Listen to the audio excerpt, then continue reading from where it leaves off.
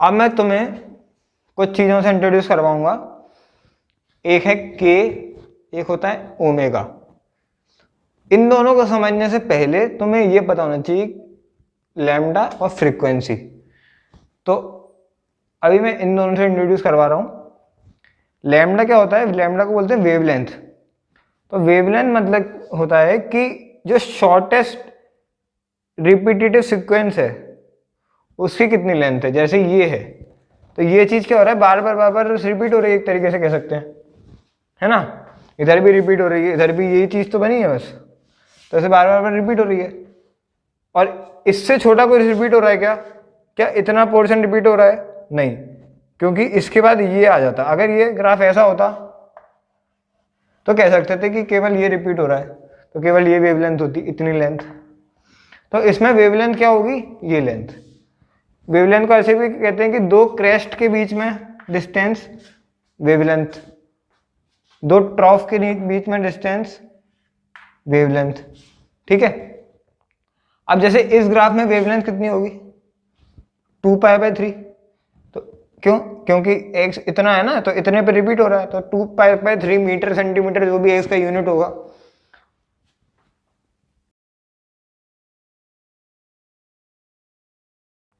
ये आगे चल रहा है, तो इसको कितना टाइम लगेगा कि ये पोर्शन भी इधर तक आ जाए।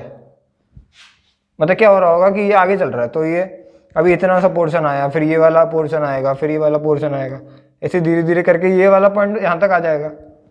तो ये वाला जो पॉइंट है उसको कितना टाइम लग रहा है यहाँ तक आने में, इसे कहते हैं टाइम पीरियड।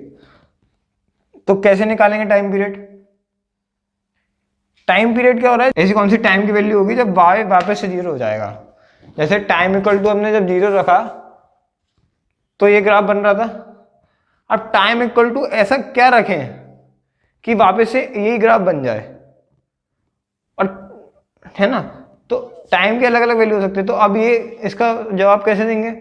इसका जवाब ऐसे देंगे कि हमें क्या पता है कि साइन जो है वो हर 2π पर रिपीट होता है, हर 2π पर वो रिपीट होता है।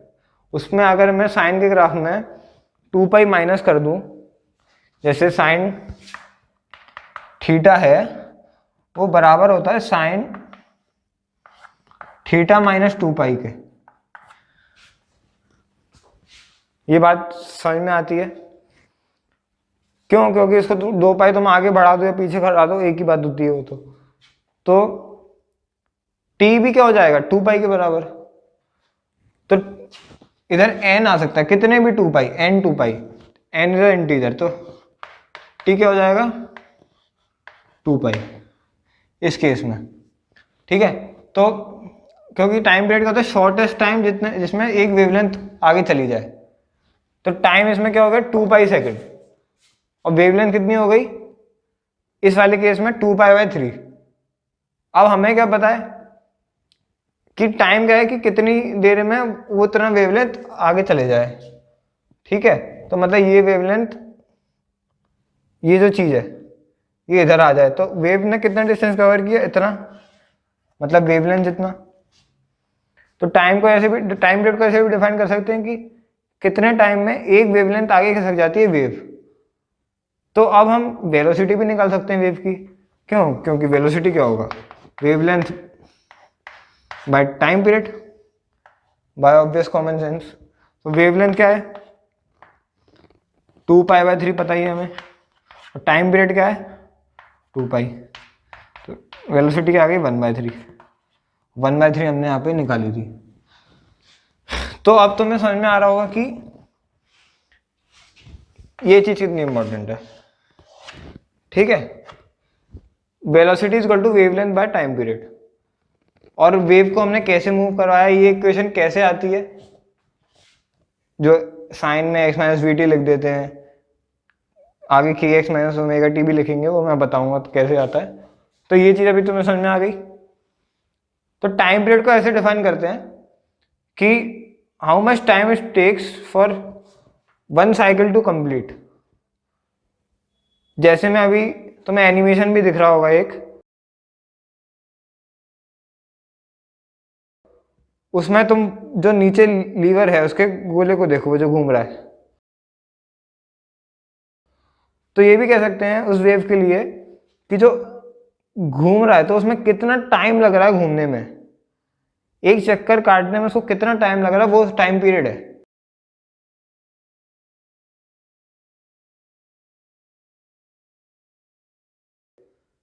ठीक है, अब मैं तुम्हें कुछ चीजों से इंट्रोड्यूस करवाऊंगा जो कि वेव चैप्टर में काम आएंगी।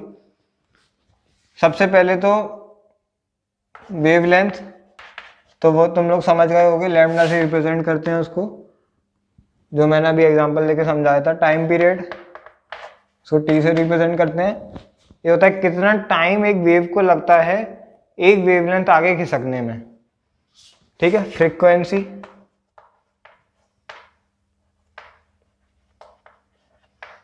इसको न्यू से रिप्रेजेंट करते हैं।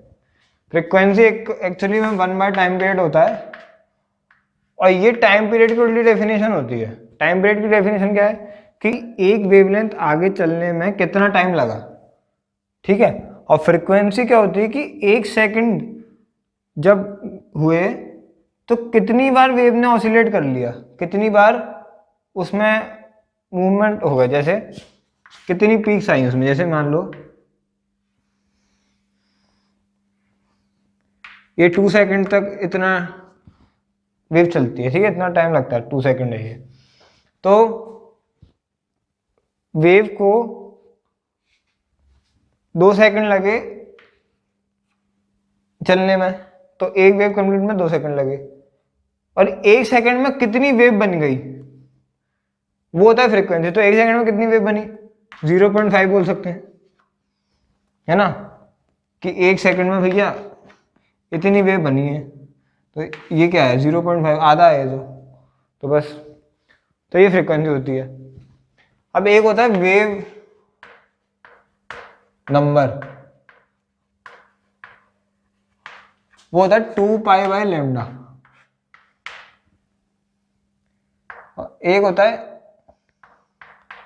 एंगुलर फ्रीक्वेंसी,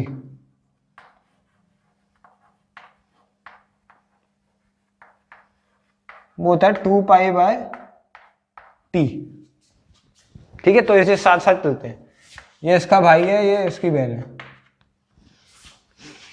ये दोनों बहन बहन, ये दोनों भाई भाई, और ये सब एक परिवार बनाते हैं, इसका नाम है वेव। तो ये बढ़िया काम हो गया। तो हम वापस से आते हैं, जो हमारी इक्वेशन थी y = sin 2sin 3x - vt तक आ गए थे हम। ठीक है, तो इसका मैंने ग्राफ बनाया था, इसका ग्राफ ऐसा कुछ बन रहा था। ये y हो गया, और ये मेरा, इसमें ग्राफ तो खैर टाइम से वेरी करेगा। अभी मैं जब टाइम = 0 का ग्राफ बना देता हूँ, तो ग्राफ ऐसा बन जाएगा। ठीक है, अब इसमें क्या हो रहा है, इसको पहले तो पढ़ लेते हैं अपन कि ये जो होगा वो 2 होगा, 2 लेंथ होगी, क्योंकि इसकी मैक्सिमम वैल्यू क्या है इस इक्वेशन की, 2 है। और इसमें वेवलेंथ हमें पता चल गई थी कि 2π/3 थी, और टाइम पीरियड हमें पता चल गया था, टाइम पीरियड कितना था, 2π था, है ना। अब क्या हो रहा है, अगर मैं इसको इस तरीके से लिखूं, 2 sin 3x - 3vt। अभी मैंने ऐसे क्यों लिखा है, क्योंकि इसमें मैं तुम्हें अभी मजे दिलवाने वाला हूं। इस मामले में मैं इसको जर्नलाइज करने वाला हूं, तो समझना 3x लिखा हुआ है। ठीक है, इधर तुम वेव नंबर निकालो इसके लिए। तो वेव नंबर क्या होगा, वेव नंबर जो होता है, वेव नंबर होता है 2π/λ। तो 2π/λ कितना, 2π/3, 2π/3, तो ये हो जाएगा 3। तो एक्चुअली में क्या है, ये जो x के बगल में जो लिखा हुआ है ना, ये वेव नंबर होता है, और इसको k से रिप्रेजेंट करते हैं, kx माइनस ओमेगा निकालो इसके लिए। तो ओमेगा कितना आएगा, 2π/t होता है ओमेगा, तो 2π/2π। ठीक है, तो ओमेगा कितना आ जाएगा हमारे केस में 1। इसको सॉल्व करो, v कितना था, v कितना था 1/3, तो ये क्या t है। अब एक्चुअली में क्या होता है कि इसको हम ऐसे लिख सकते हैं kx माइनस ये 1 जो है ना, ये असल में ओमेगा होता है, ओमेगा टी। और इसी से तुम एक चीज़ और देख सकते हो कि 2 साइन, जब हमने यहाँ पर 3 बाहर निकाला तो हमने असल में k बाहर निकाला था, और x माइनस हमने omega by k into T किया था। शायद नहीं दिख रहा हो, तो k मैंने अगर बाहर निकालता हूँ x का कोफिशिएंट 1 हो जाता है, और अगर x का कोफिशिएंट 1 होता है तो t का जो कोफिशिएंट होता है वो क्या होता है, वेलोसिटी। तो ओमेगा बाय k क्या हो गया, वेलोसिटी। ठीक है, वेलोसिटी है ये। अब मैं तुम्हें जो इम्पोर्टेंट जो भी फॉर्मूले वगैरह हैं जो वेव में यूज होते हैं, जो सिंपल जो लोग भूल जाते हैं, वो मैं बता रहा हूँ,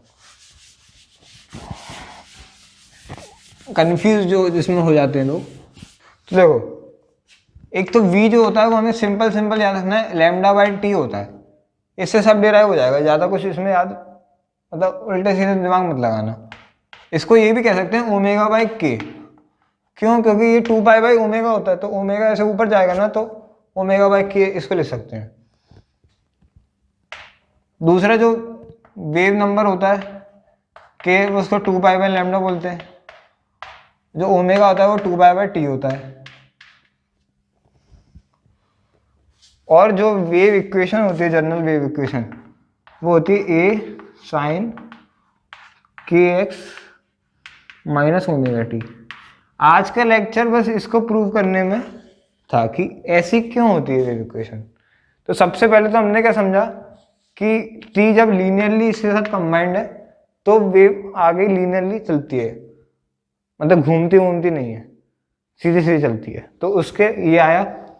फिर साइन क्यों आया यहाँ पे कॉस भी आ सकता है, साइन भी आ सकता है। और साइन क्यों आया है, क्योंकि जो ग्राफ है साइन और कॉस, ही एक ऐसा ग्राफ है जो रिपीट करता है मैथ्स में, और हमें क्या दिख रहा है कि फिजिकल सिचुएशन में हमें दिख रही है कि वो चीज़ रिपीट कर रही है, तो मतलब वो साइन कॉस में ही आना है। और यहाँ पर ए क्यों लिखा है, क्योंकि जो तुम ग्राफ बनाओगे जब, तो वहाँ पर अगर तुम्हें याद हो तो मैं 2 लिख रहा था वहाँ पर सबसे हाईएस्ट पॉइंट पे, तो एक्चुअली में वो 2 इसलिए था क्योंकि मैंने इक्वेशन ली थी y equal to 2 sine 3x minus t. तो यहाँ पर जो 2 होता है, यहाँ पे कुछ भी जो भी लिखा हुआ होता है नंबर, वो एक्चुअली एम्पलीट्यूड होता है, हाईएस्ट वैल्यू होती है, क्योंकि इसकी हाईएस्ट वैल्यू क्या है 1। तो जो वेव की हाईएस्ट वैल्यू होगी वो एम्पलीट्यूड होती है, और जो वेव होता है वो a to minus a vary करता रहता है। तो आज के लेक्चर में इतना ही, फिर मिलूंगा आपको नई कहानियों के साथ, और इंटरेस्टिंग बनाऊंगा टॉपिक, और मज़ा आएगा आपको मेरे साथ पढ़ने में। Thank you.